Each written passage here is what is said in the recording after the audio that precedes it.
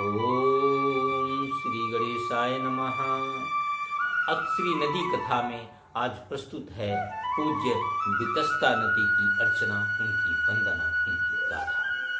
कथा नदियों की सुनाता, व्यथा नदियों की बताता, पूज्य जीवन दायनी नीर महिमा गुनगुनाता, नीर महिमा गुनगुनाता, नीर महिमा गुनगुनाता।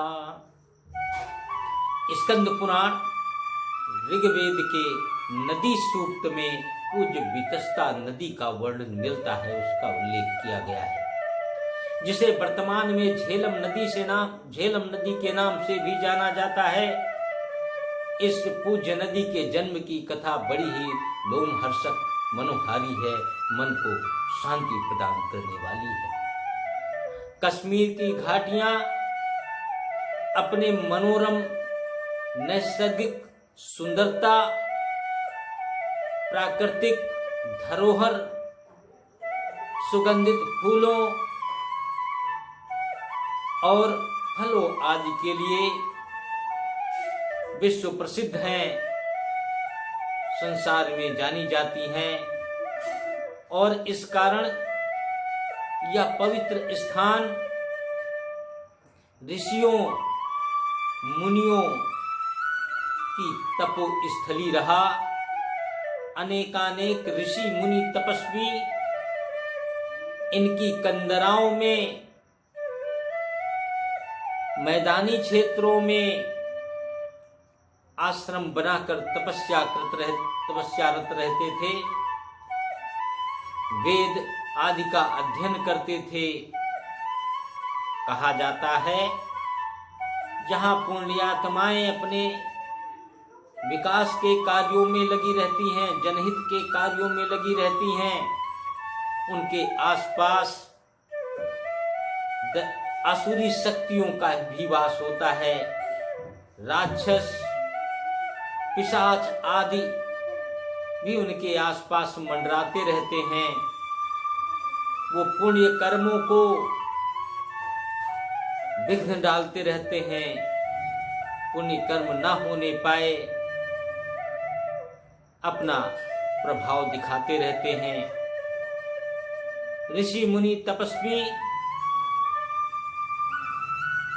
जो उनके किए गए असुरी कृत्यों से परेशान हो उठे, तो महर्षि कश्यप से निवेदन किया, हे महामुनि, ये असुर पिशाच जो हमारी तपस्याओं में विभिन्न प्रकार से विघ्न डालते हैं, इनसे हमारी रक्षा करें, इनसे हमारे बचाने की उपाय करें। महर्षि कश्यप घोर तपस्या कर माता पार्वती का आवाहन करते हैं। मां पार्वती उनकी तपस्या से प्रसन्न होकर मनचाहा वरदान देने की बात कहती हैं। ऋषि कश्यप मां को दंडवत प्रणाम करते हुए वरदान मांगते हैं कि हे मां, यदि आप मेरी तपस्या से प्रसन्न हैं, मुझे वर देना चाहती हैं, तो कृपा कर इन राक्षसों से, इन पिशाचों से हमें मुक्ति दिलाइए। मां आदिशक्ति, शक्ति स्वरूपा उन राक्षसों का संहार कर संपूर्ण तपोस्थल को राक्षसों से रहित कर देती हैं। पुनः ऋषि कश्यप मां से निवेदन करते हैं कि हे मां, यदि आप सदा पृथ्वी लोक पर निवास करें, तो जन कल्याण, जीव जगत का कल्याण और प्रकृति की पोषकहार बन जाएं तो अत्यंत प्रसन्नता होगी। माता गौरी उनके इस स्नेहपूर्ण निवेदन, लोक कल्याणकारी निवेदन को ठुकरा न सकी और भादो मास के कृष्ण पक्ष त्रयोदशी के दिन वो पूज्य वितस्ता नदी के रूप में प्रकट हो जाती हैं। एक जननी का लावण्य बिखेरती हैं, जननी का प्रेम लुटा देती हैं। पूज्य वितस्ता नदी का उद्गम हिमालय की पर्वत श्रृंखलाओं में स्थित शेषनाग झरने से होता है, जिसे वर्तमान में वेरी नाग के नाम से जाना जाता है।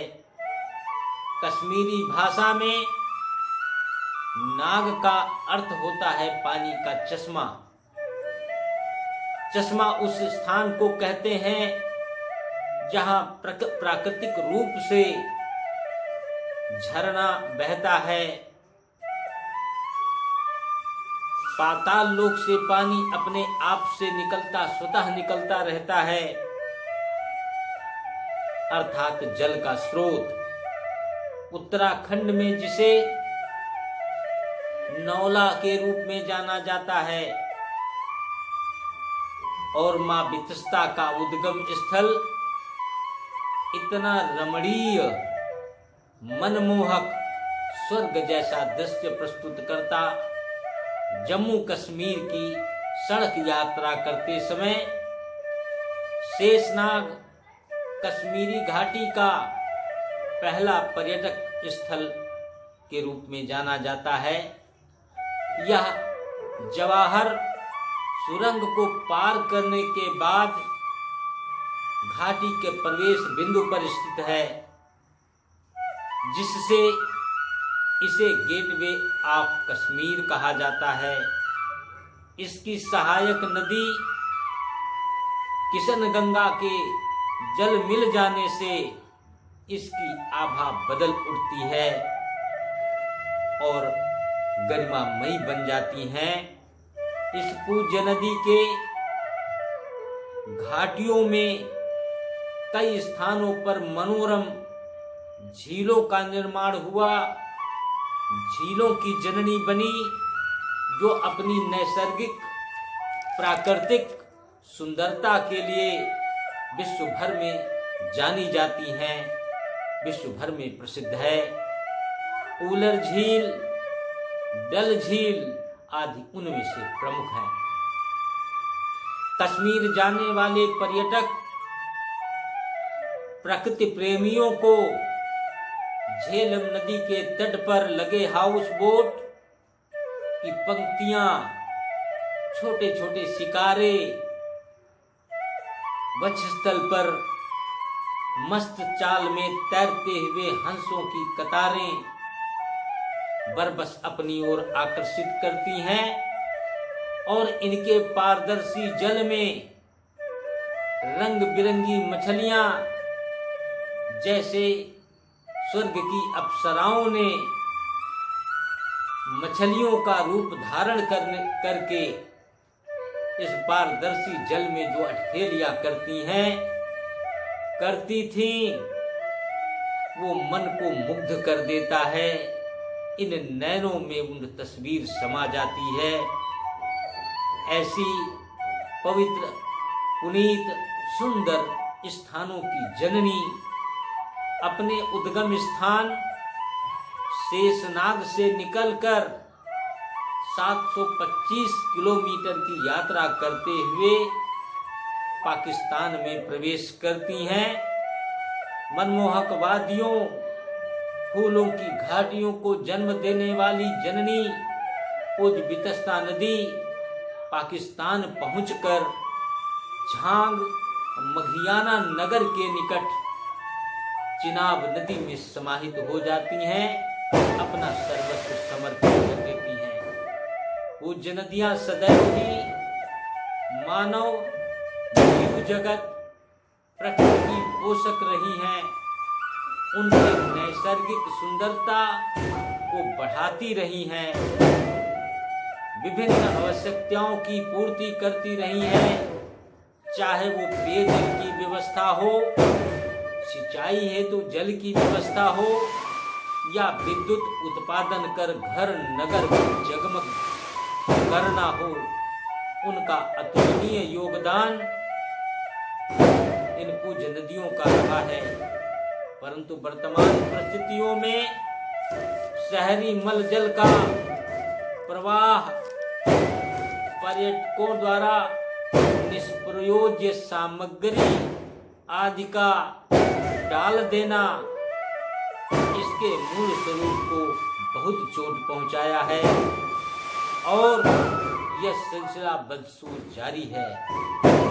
एक निवेदन, एक प्रार्थना, आइए अपनी इन पूज्य नदियों का सम्मान करते हुए अपनी भारतीय परंपराओं को आगे बढ़ाने का प्रयास करें, ताकि आने वाली पीढ़ियां इन पवित्र नदियों को सदा नीरा प्रदूषण मुक्त रखें और भारतीय गौरवमयी परंपरा आगे बढ़ती रहे। बहुत बहुत धन्यवाद। नमस्कार।